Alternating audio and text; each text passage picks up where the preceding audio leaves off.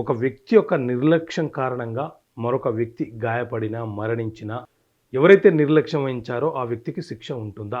అనంటే మిత్రులారా, మన దేశంలో జూలై 1, 2024 నుంచి బిఎన్ఎస్ అలాగే బిఎన్ఎస్ఎస్ అనే 2 చట్టాలు అమలుకొచ్చాయి.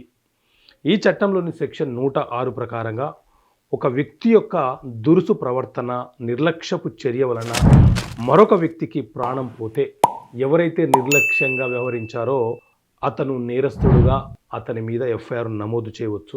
అతను చేసినటువంటి చర్యని నేరంగా పరిగణించవచ్చు. 10 సంవత్సరాల వరకు జైలు శిక్ష, జరిమానా విధించే అవకాశం ఉంటుంది. అలాగే నిర్లక్ష్యంగా వాహనం నడిపి ప్రమాదం జరిపి పోలీసులకు కంప్లైంట్ చేయకుండా, అంటే అక్కడ ప్రమాదం జరిగింది, అక్కడ కొంతమంది గాయపడ్డారు, కొంతమంది అక్కడ మరణించారు అని తెలియపరచకుండా ప్రమాదం చేసి తప్పించుకున్న వాళ్లకు 10 సంవత్సరాల కాలం పాటు జైలు శిక్ష పడే అవకాశం ఉంటుంది.